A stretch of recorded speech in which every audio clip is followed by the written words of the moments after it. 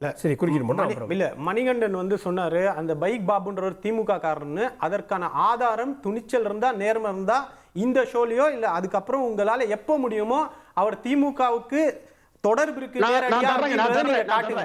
சரியா? இப்ப நாளைக்கு வந்து நான் போட்டோஸ் காட்டுறேன், இவங்க வந்து பாருங்க பதற்றம் இன்னும் குறுக்கிட்டு எல்லாத்தையும் குறுக்கிட்டு இல்ல இல்ல நான் மகிழ்ச்சியா இல்ல மகிழ்ச்சியா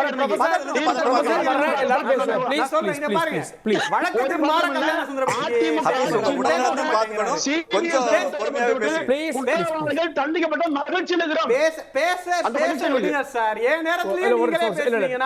மக்களுக்கு புரியுது.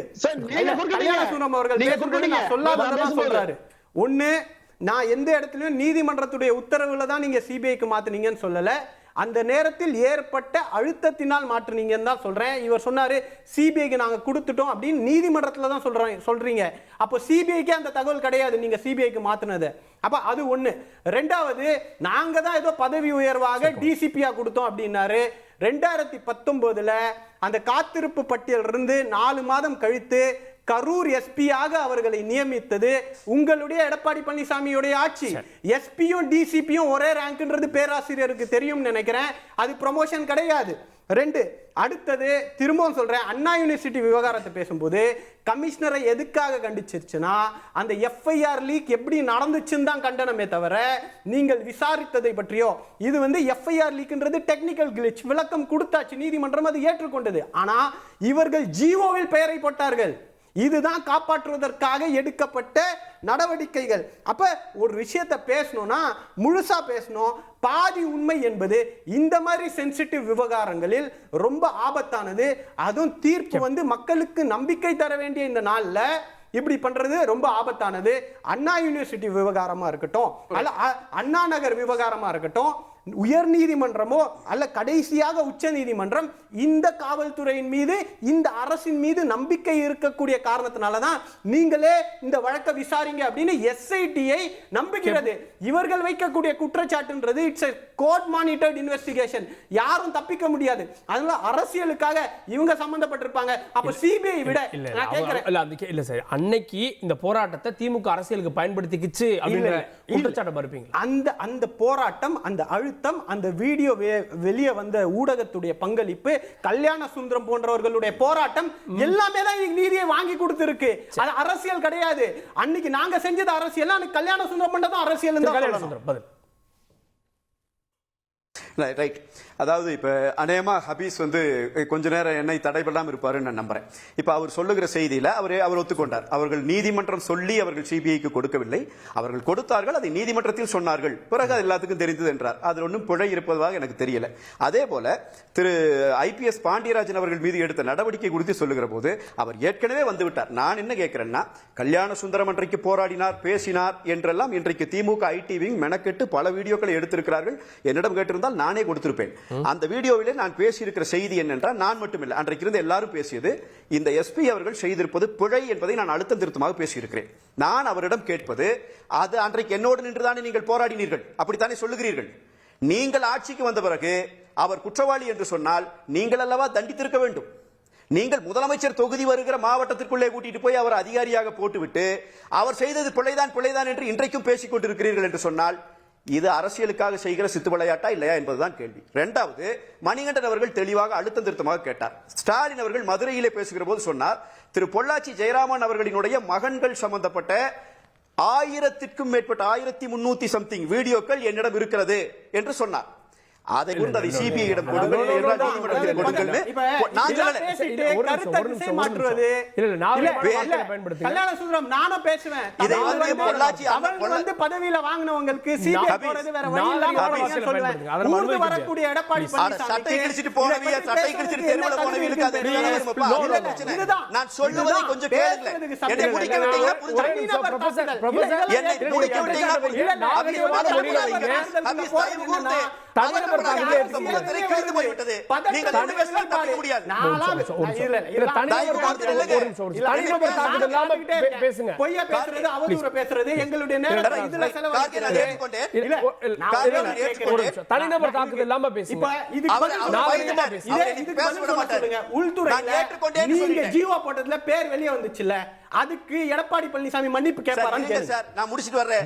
எல்லாத்துக்கும் பதில் சொல்ல போறேன். பேசிட்டா தான் பேச முடியும். அது அவருக்கு தெரியாம இருக்கலாம். இப்பதான் அப்படிதான் கேக்குறாரு. ஒரே நிமிஷம் எவ்வளவு நேரம் பேசுவீங்க?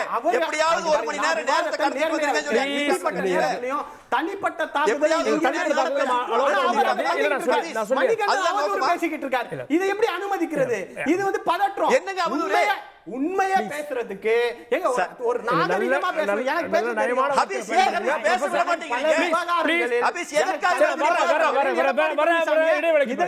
எனக்கு கல்யாண சுந்தரம் 1 நிமிடத்துக்குள்ள எல்லாத்துக்கும் இறுதி கருத்து. ஆமாங்க, நான் சொல்ல வந்ததை நான் சொல்ல, நான் அந்த மாதிரியான ஒரு சொல்லை நான் உச்சரிக்கல.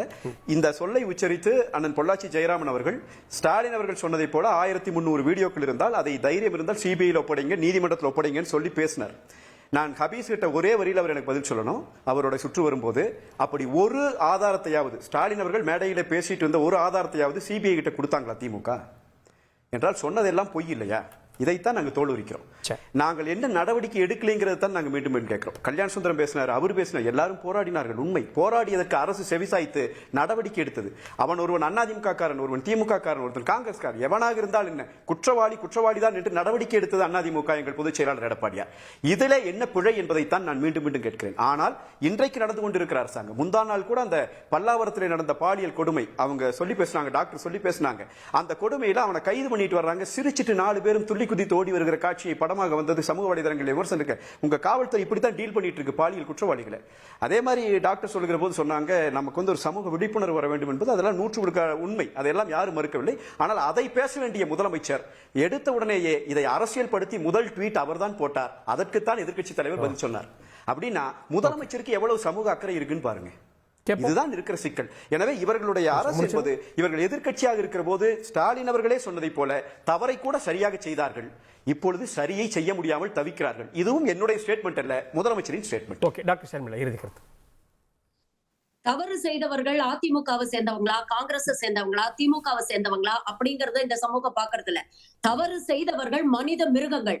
இத வந்து ஒரு ஒன் ஆஃப் ஆப்பர்ச்சுனிட்டியா நடந்த ஒரு கிரைம் இல்ல. 2019 தான் இது வெளியில வருது. ஆனா இதுக்கு முன்னால கிட்டத்தட்ட 2017 இருந்து 6 வருஷமா இது நடந்துட்டு இருக்கு. இத கிட்டத்தட்ட ஒரு ஆர்கனைஸ்ட் கிரைம் மாதிரி பண்ணிட்டு இருக்காங்க. எப்படிப்பட்ட பெண்களை டார்கெட் பண்றாங்க? பொருளாதார ரீதியாக பின்தங்கிய குடும்பத்திலிருந்து வரக்கூடிய பெண்கள், சமூக ரீதியாக ஒடுக்கப்பட்ட ஒரு சமூகத்திலிருந்து வரக்கூடிய பெண்களை டார்கெட் பண்ணி இவங்க வந்து அபியூஸ் பண்றாங்க. இதை தொடர்ந்து எந்த தைரியத்துல பண்றாங்க? இந்த பெண்கள் போய் போலீஸ்ல கம்ப்ளைண்ட் பண்ண மாட்டாங்க அப்படிங்கிற தைரியம் ஒரு பக்கம். அப்படியே போய் கம்ப்ளைண்ட் பண்ணாலும் காவல்துறை நமக்கு துணையா நிக்கும், நமக்கு அரசியல் பின்புலம் இருக்கு, சாதிய பின்புலம் இருக்கு, பணபலம் இருக்கு, அதனால நம்மள யாரும் எதுவும் பண்ண முடியாது அப்படிங்கிற தைரியத்துல தானே இது போன்ற குற்றங்கள் நடக்குது. அப்ப புரட்சியாளர் அம்பேத்கர் சொன்ன மாதிரி நீங்க என்னதான் பொருளாதார சீர்திருத்தங்கள் கொண்டு வந்து எவ்வளவுதான் நீங்க இந்த சமூகத்தை முன்னேற்றினாலும் இந்த சமூகத்துல இருக்கக்கூடிய ஏற்றத்தாழ்வுகளை களைய நீங்க முயற்சி செய்யலைன்னா இது வெறும் ஒரு சாணி குவியலில் எழுப்பப்பட்ட ஒரு கோட்டையாகத்தான் இந்த சமூகம் இருக்கும் அப்படின்னு சொன்னாரு. அதுதான் இன்னைக்கு வெளிச்ச போட்டு நமக்கு இன்னைக்கு இந்த இது போன்ற இன்சிடென்ட்ஸ் வந்து நமக்கு காட்டுது. இத ஒரு வரலாற்று சிறப்பு மிக்க தீர்ப்பு அப்படின்னு ஓவரா கொண்டாடி இதனால இது போன்ற கிரைம்ஸ் நடக்காது அப்படின்னு நினைச்சீங்கன்னா அது ரொம்ப அன்ரியலிஸ்டிக். சமூகம் மாறுற வரைக்கும் இது போன்ற குற்றங்கள் நடந்துகிட்டே தான் இருக்கும். கொஞ்ச நாள் இதை பத்தி பேசுவோம், அடுத்த குற்றம் நடக்கிற வரைக்கும் அதை கடந்து போயிடுவோம். அடுத்தது இந்த மாதிரி ஒரு குற்றம் நடக்கும்போது அதை பத்தியும் நம்ம பேசிட்டு தான் இருக்க போறோம். செய்திகளை உடனுக்குடன் தெரிந்து கொள்ள உடனே சப்ஸ்கிரைப் பண்ணுங்க.